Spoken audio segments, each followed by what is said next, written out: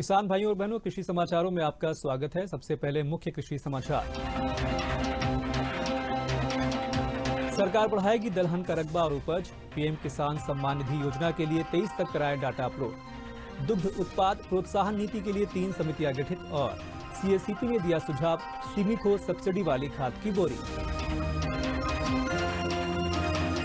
अब कृषि समाचार विस्तार से। प्रदेश सरकार ने दलहन का रकबा बढ़ाने पर पूरी ताकत लगा दी है। अगले 4 साल में दलहन 28.84 लाख हेक्टेयर करने का लक्ष्य रखा गया है।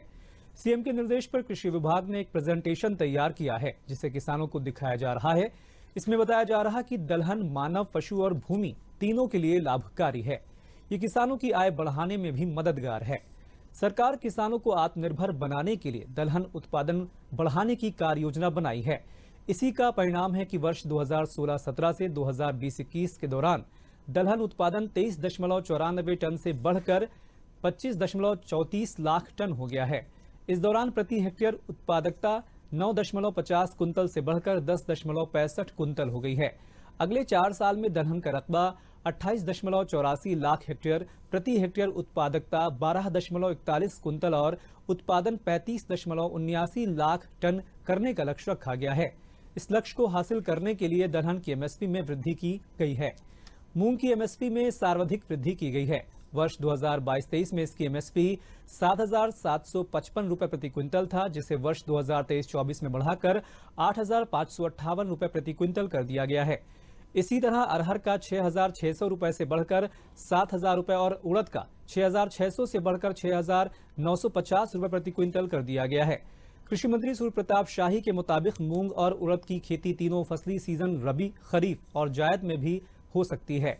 ये कम अवधि में होने वाली और सह फसल के लिए भी उपयुक्त है। सरकार दलहनी फसलों के बीजों की निःशुल्क मिनी किट बांट रही है। प्रधानमंत्री किसान सम्मान निधि योजना के लिए 14वीं किश्त वृहद संतृप्तिकरण अभियान की अवधि 23 जून तक बढ़ा दी गई है। योजना का लाभ लेने के लिए किसान पीएम किसान पोर्टल पर डाटा अपलोड करा सकते हैं। इस दौरान तहसील मुख्यालयों पर शिविर लगाकर किसानों की समस्याओं का समाधान किया जाएगा। किसानों को योजना का लाभ दिलाने के लिए 22 मई से 10 जून तक वृहद संतृप्तिकरण अभियान चलाया गया था।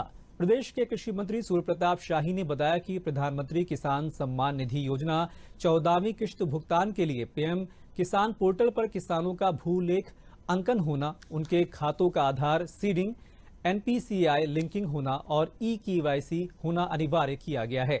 प्रदेश सरकार की मंशा की कोई भी पात्र योजना के लाभ से वंचित न रहे। इसी उद्देश्य से वृहद संतृप्तिकरण अभियान की अवधि को 23 जून 2023 तक बढ़ाया गया है। उन्होंने कहा कि जिन व्यक्तियों की विरासत के आधार पर खतौनी में नया नाम चढ़ा है, वो भी जन सेवा केंद्रों अथवा मोबाइल ऐप के माध्यम से नया पंजीकरण कर सकते हैं।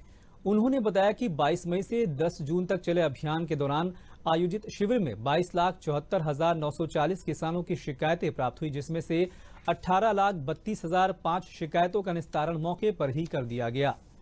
उत्तर प्रदेश दुग्धशाला विकास एवं दुग्ध उत्पाद प्रोत्साहन नीति 2022 के क्रियान्वयन एवं अनुश्रवण के लिए 3 समितियों का गठन किया गया है। राज्य स्तरीय एम्पावर्ड समिति के अध्यक्ष कृषि उत्पादन आयुक्त, प्रशासकीय विभाग स्तर पर मूल्यांकन एवं परीक्षण की अप्रेजल समिति का अध्यक्ष, अपर मुख्य सचिव दुग्ध और मुख्यालय स्तर पर मूल्यांकन एवं परीक्षण की प्री अप्रेजल समिति का अध्यक्ष दुग्ध आयुक्त को बनाया गया है। अपर मुख्य सचिव डॉक्टर रजनीश दुबे ने इस बाबत निर्देश जारी कर दिए हैं। प्रदेश में दुग्ध आधारित उद्योगों की स्थापना को प्रोत्साहित करने एवं प्रसंस्करण क्षमता में वृद्धि, तकनीक उच्चीकरण तथा सूचना तकनीक का उपयुक्त प्रयोग करने के लिए इस नीति को लाया गया है। फसलों की एमएसपी तय करने वाले केंद्र सरकार के प्रमुख निकाय कृषि लागत एवं मूल्य आयोग सीएसीपी ने सब्सिडी वाले उर्वरक की बोरी की संख्या सीमित करने का सुझाव दिया है, जिसका उपयोग प्रत्येक किसान सब्सिडी के बोझ का प्रबंधन में कर सकता है। आयोग ने यूरिया को पोषक आधारित सब्सिडी में लाने का भी सुझाव दिया है। आयोग ने पीएम आशा योजना की भी कड़ी आलोचना की है। इसका गठन कीमतों में गिरावट के समय तिलहन और दालों की खरीद के लिए किया गया है। आयोग ने कहा कि राज्यों की ओर से रुचि न लिए जाने के कारण पीएम आशा का प्रदर्शन बहुत उत्साहजनक नहीं रहा है। आयोग ने उन राज्यों से धान की खरीद सीमित करने की वकालत की है जिन्होंने एमएसपी पर बोनस की घोषणा की है या अतिरिक्त उपकर और अधिभार लगाया है। ये सिफारिशें परामर्श की तरह की गई हैं और ये जरूरी नहीं है कि सरकार इन्हें लागू ही करे। इसके पहले इस तरह की जिंसों की कीमतों से इतर की गई आयोग की सिफारिशों को लागू नहीं किया गया है। हालांकि सीएसीपी ने कहा कि पीएम आशा के तहत तिलहन के मामलों में राज्यों के पास मूल्य अंतर भुगतान व्यवस्था लागू करने का विकल्प है और प्रायोगिक आधार पर जिलों और चुनिंदा एपीएमसी में निजी खरीद और स्टॉकिस्ट योजना लागू कर सकती है, लेकिन राज्यों ने ये योजना लागू नहीं की है। किसान भाइयों और बहनों, ये थे आज के कृषि समाचार। अब जानकारी लेते हैं कुछ मंडियों के ताजा भाव की।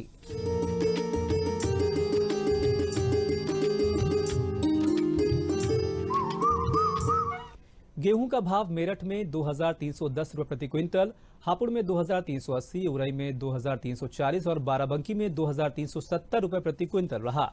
चावल का भाव मेरठ में 2340 रुपए प्रति क्विंटल, हापुड़ में 2350, उड़ई में 2390 और बाराबंकी में 2360 रुपए प्रति क्विंटल रहा। आलू सोना चिप्स का भाव मेरठ में 1170 रुपए प्रति क्विंटल, हापुड़ में 1130, उरई में 1180 और बाराबंकी में 1110 रुपए प्रति क्विंटल रहा। नींबू का भाव मेरठ में 3800 रुपए प्रति क्विंटल, हापुड़ में 3600, उरई में 3700 और बाराबंकी में 4000 रुपए प्रति क्विंटल रहा। किसान भाइयों और बहनों, ये थे मंडी भाव। मौसम समाचार के साथ हम फिर उपस्थित होंगे। तब तक के लिए आप जानकारी लीजिए कृषि में रोजगार की संभावनाएं विषय पर। मेरे साथ बोलो ए बी। अरे नादान, बच्चे को एबीसी सिखा रहा है। अरे काम धंधे की एबीसी तू कब सीखेगा? ये देख विज्ञापन। तेरे जैसे कृषि विज्ञान सीखे हुए युवाओं के लिए भारत सरकार के कृषि मंत्रालय ने एक योजना बनाई है, ACABC। ACABC? जी हाँ, ACABC यानी एग्री क्लिनिक्स और एग्री बिजनेस सेंटर।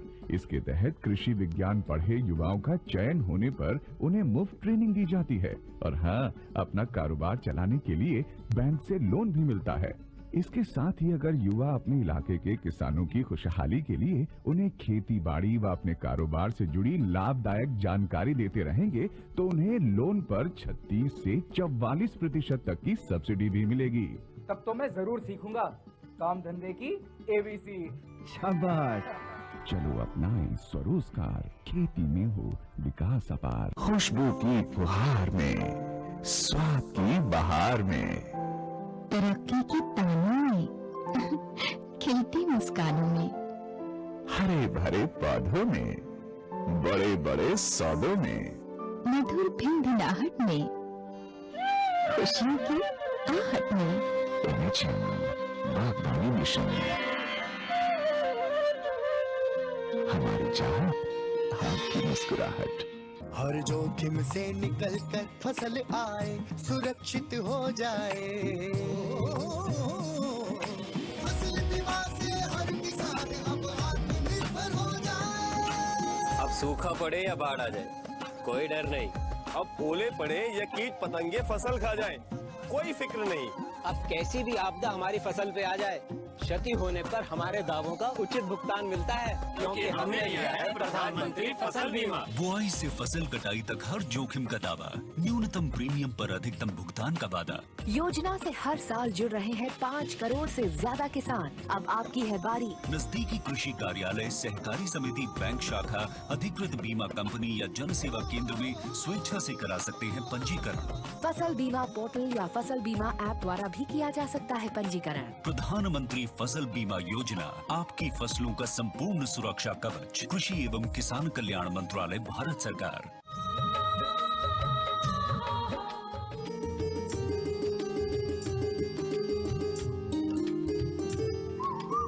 नमस्कार, सभी किसान भाई बहनों का बहुत स्वागत है कार्यक्रम कृषि दर्शन के आज के संक में।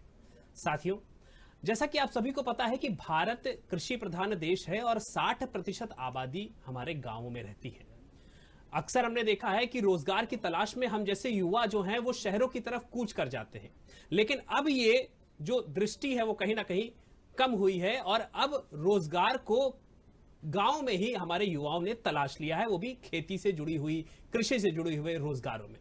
आज हम इसी विषय पर चर्चा करने वाले हैं कि आखिर कृषि में रोजगार की दृष्टि को और कैसे बढ़ाया जाए और कैसे इसकी संभावनाओं को और बढ़ाया जा सकता है।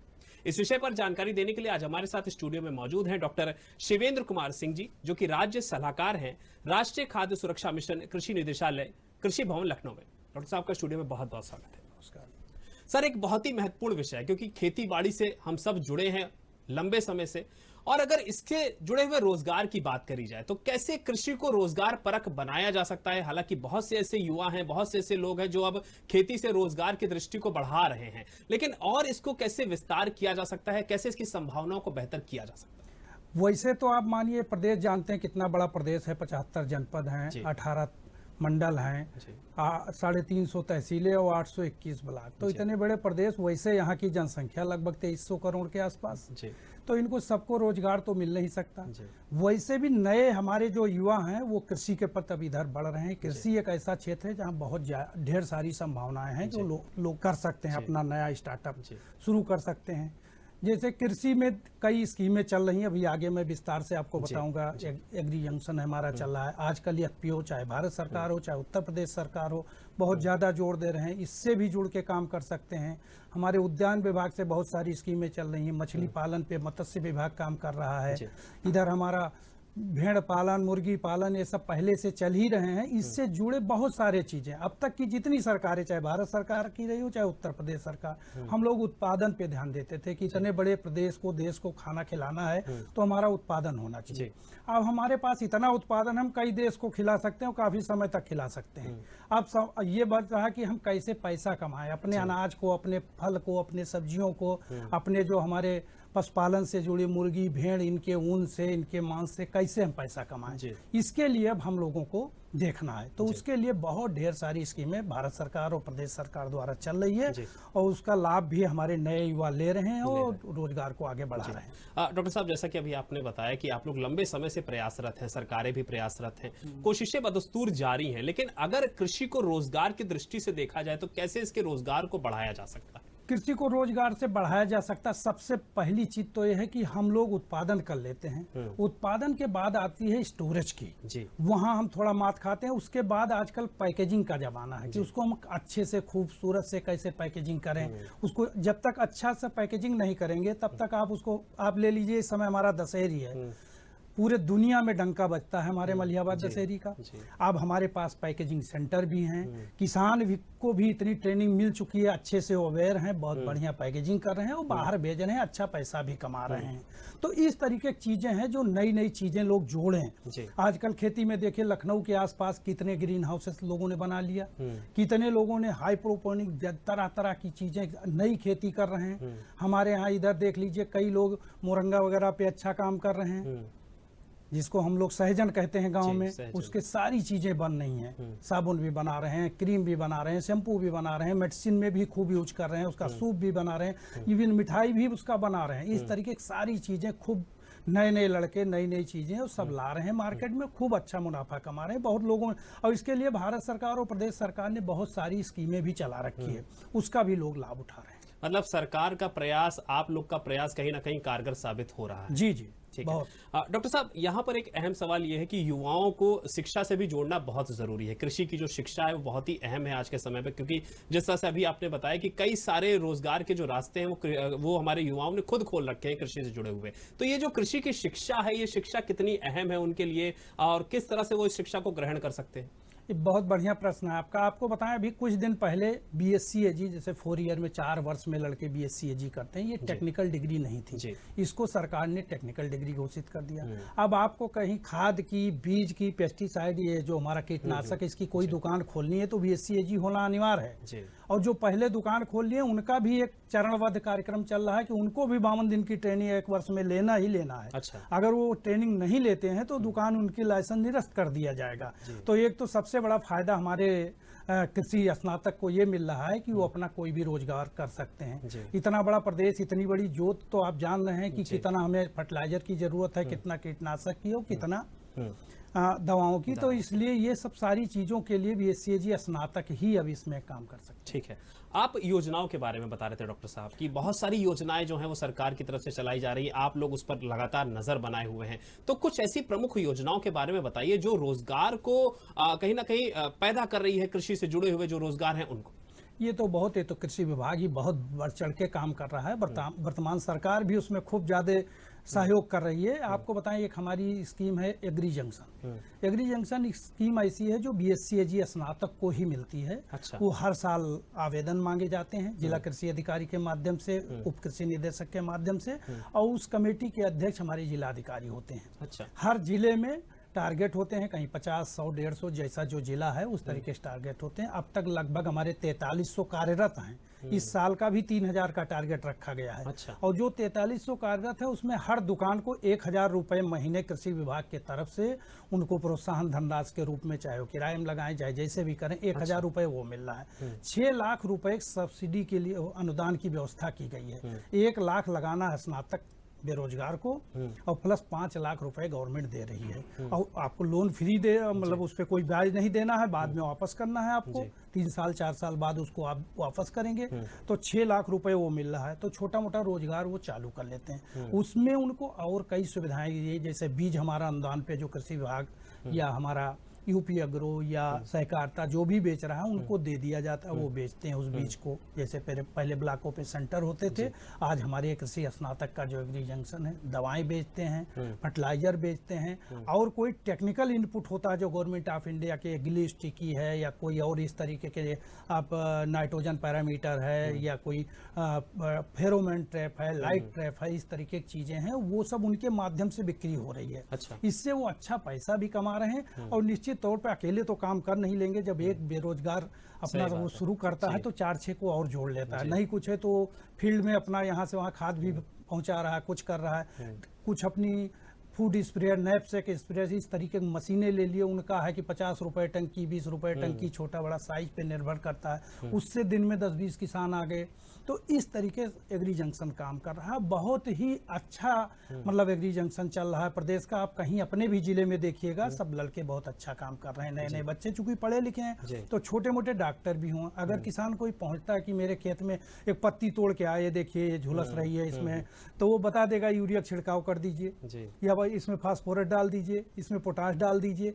तो ये जो पढ़ के आए हैं तो निश्चित रूप से इतनी से मदद भी उनकी हो जाती है। साथ ही साथ आपको बताएं, हमारे विभाग द्वारा एक फार्म मशीनरी बैंक की स्थापना की जा रही है। अच्छा। जो हमारे किसान भी ले सकते हैं, युवा जो हमारे भाई हैं वो भी ले सकते हैं। उसमें उनको पूरा कृषि यंत्र मिलता है। अच्छा। कृषि यंत्र में 12 लाख रुपए गवर्नमेंट की तरफ से अनुदान है, बाकी लाभार्थी को लगाना पड़ता है। और ये लगा के ये वो पूरा ट्रैक्टर के साथ सारे यंत्र भी मिलते हैं उनको। अच्छा। और बहुत अच्छे लड़के, बहुत अच्छा काम उन्होंने अपना ऐप भी डेवलप कर लिया है कि आपको अपना 4 बीघा है तो पहले होता नहीं, गांव में सब 4 है तो 3 बताते थे, तो वो भी प्रॉब्लम सॉल्व। अब तो ऐप आ गए, वो घूम लिए खेत के तरफ कि अपना आपका इतना है।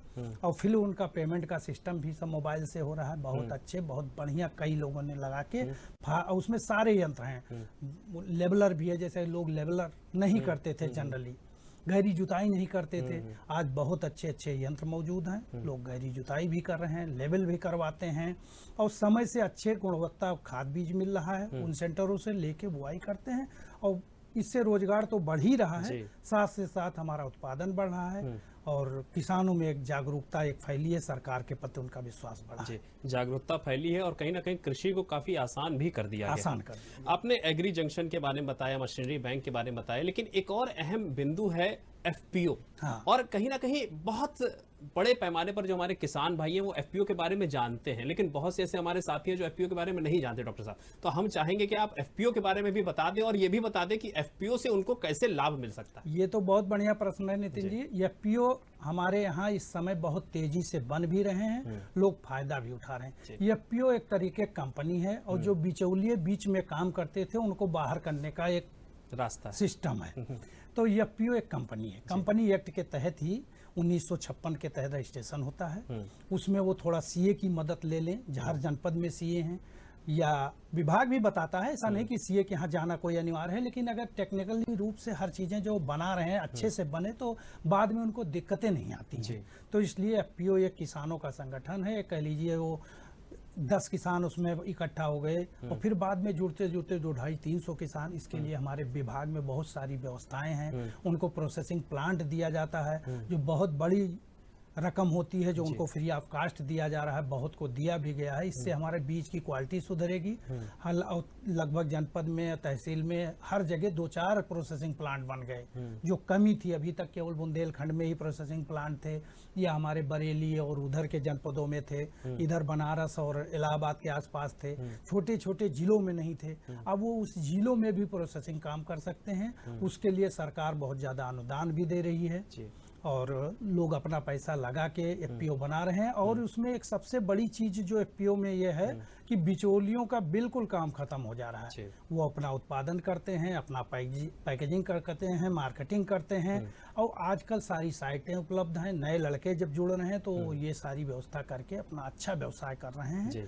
अब मैंने अभी तक देखा कि पूरे कार्यक्रम में आपने युवाओं को सबसे ज्यादा केंद्रित किया है कि वो बढ़ चढ़कर हिस्सा ले रहे हैं और तकनीक का सहारा ले रहे हैं। आपने बताया कि मोबाइल ऐप भी बना लिया है, अलग अलग तरीकों से वो कहीं ना कहीं कृषि को और आसान कर रहे हैं, इसमें रोजगार की दृष्टि को बढ़ा रहे हैं। तकनीक से ही जुड़ा हुआ एक सवाल है डॉक्टर साहब, क्योंकि कई हमारे जो साथी हैं जो खेती कर रहे हैं वो बता रहे हैं कि उनके खेतों के ऊपर कभी कभी ड्रोन भी आता है। तो क्या ड्रोन से भी किसी तरह से खेती को आसान करने की कोशिश करी जा रही है आप लोगों की तरफ से, और वो क्या है, उसमें कैसे रोजगार मिल सकता है? ये बहुत बड़ी योजना लॉन्च हो चुकी है। ये तो ये है कि जैसे मान लीजिए हमको 20 हेक्टेयर 25 हेक्टेयर में धान है, गन्ना है, या कोई भी फसल है, एक फसल है, कोई बीमारी लगी है, या कह लीजिए यूरिया का आपको फोलियर छिड़काव करना है, तो ड्रोन के माध्यम से आप अच्छा सा छिड़काव कर सकते हैं। उसके लिए सब्सिडी की भी व्यवस्था की गई है। 50% सब्सिडी सरकार देगी और हमारे जो युवा भाई हैं चाहे तो 50% लगा के लागत और अच्छा काम का, जैसे मैंने बताया मैकेनाइजेशन में, ठीक उसी प्रकार ड्रोन के माध्यम से वो अपना फसल तो बचेगी, हमारा उत्पादन बढ़ेगा, उनका रोजगार भी बढ़ेगा।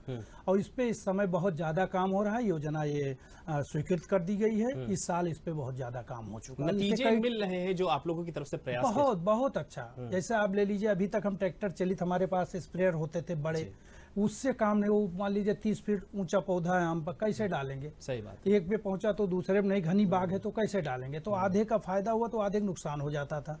इसलिए इस मशीन का बहुत बड़ा उपयोग हो रहा है। खासकर खेती में कह लीजिए एक क्रांति टाइप की आएगी जब ड्रोन का उपयोग होगा।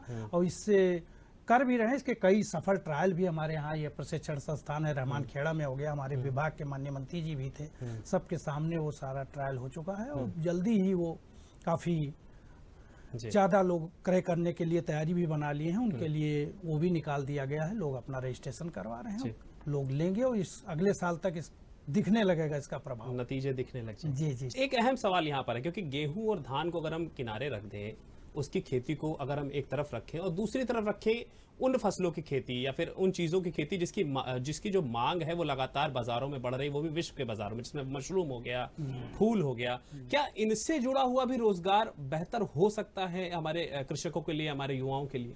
बिल्कुल हो रहा है। इसके लिए बहुत सारी स्कीमें हमारे कृषि विकास योजना के तहत सैंक्शन की गई हैं। लोग इस पे काम भी कर रहे हैं। आप देख लीजिए, जैसे गन्ने का था, गन्ने पे पहले ज्यादा हम लोग गुड़ बनाते थे, या पश्चिम में चले जाइए तो बड़े बड़े चकिया टाइप का बना देते थे।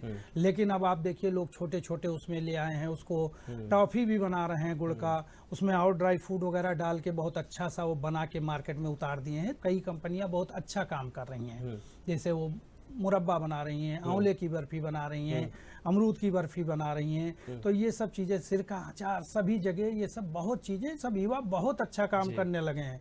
युवाओं को कहीं कोई दिक्कत नहीं है। वो एक को देख के, पहले था कृषि को सबसे लास्ट में लोग रखते थे, कृषि करना लोग वो समझते थे अपनी तौहीनी की, हम कृषि नहीं करेंगे। लेकिन अब ऐसा नहीं है। अब नए युवा पढ़े लिखे वो ला रहे हैं, गांव में नई नई टेक्नोलॉजी ला रहे हैं और खुद वो बढ़ रहे हैं आगे। और सब ये जो आप बता रहे हैं जानकारी सब तो आज तो इलेक्ट्रॉनिक का युग है, लोग अपने से मोबाइल से सर्च करके सब कर ले रहे हैं। टूरिज्म से भी जोड़कर देखा जा सकता है या इसको बढ़ावा दिया जा सकता है? बिल्कुल, ये तो बहुत अच्छा प्रश्न है आपका। टूरिज्म क्या, जितने भी टूरिज्म हैं आप देखिए वहाँ पे ऐसे प्रोडक्ट उत्पाद रखे जाते हैं ताकि लोग आवें। जैसे ये मिलेट वर्ष मनाया जा रहा है। अब मिलेट, पहले हम लोग ज्वार, बाजरा, सांवा, कोदो, रागी ये सब भूल चुके थे। ये पूरा हमारे सरकार की प्राथमिकता का प्रोजेक्ट है। खूब मिनी किट भी बट रहे हैं, बहुत सारे उत्पाद इसके बन रहे हैं। और जब भी कोई, चाहे महोत्सव हो, चाहे कोई छोटा मोटा हाट बाजार लग रही हो, वहाँ पे होटलों में भी आप जाएंगे तो आपको मिलेट के प्रोडक्ट सब जगह मिलेंगे। तो बहुत बढ़िया सब लोग कर रहे हैं। ठीक है डॉक्टर साहब, आप यहाँ आए और इस विषय पर जानकारी दी, उसके लिए आपको बहुत बहुत धन्यवाद। धन्यवाद। तो किसान भाइयों, आज हमने एक बहुत ही अहम विषय पर चर्चा करी और वो विषय था रोजगार, वो भी कृषि से जुड़ा हुआ। और डॉक्टर साहब ने बहुत अहम जानकारियां दी कि किस तरह से सरकार विभाग की तरफ से प्रयास किया जा रहा है कि हम जैसे जो युवा हैं, जो खेती बाड़ी से जुड़े हुए हैं, उनको रोजगार परक बनाया जाए, उनके आसपास के जो साथ के लोग हैं उनको भी रोजगार से जोड़ा जाए, वो भी कृषि के रोजगार से। तो आप भी इन बातों को अपनाइए और हमारे इस कार्यक्रम को देखते रहिए। आज के अंक में इतना ही, हमें दीजिए अनुमति। नमस्कार।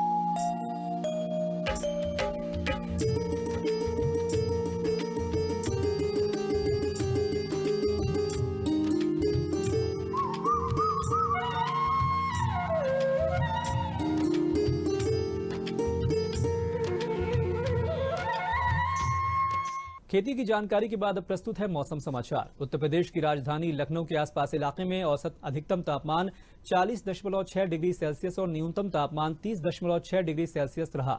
मौसम विभाग के मुताबिक लखनऊ में गर्मी से 2 दिन बाद राहत मिलने की उम्मीद है। चक्रवाती तूफान के कारण मौसम में बदलाव आएगा और तापमान में गिरावट के आसार हैं। कृषि परामर्श सेवाओं कृषि भौतिकी संभाग के कृषि वैज्ञानिकों ने वर्तमान में मौसम को ध्यान रखते हुए किसानों को धान की नर्सरी तैयार करने की सलाह दी है। किसान भाइयों और बहनों, ये थे मौसम समाचार। अगले अंक में हम फिर हाजिर होंगे, तब तक के लिए नमस्कार।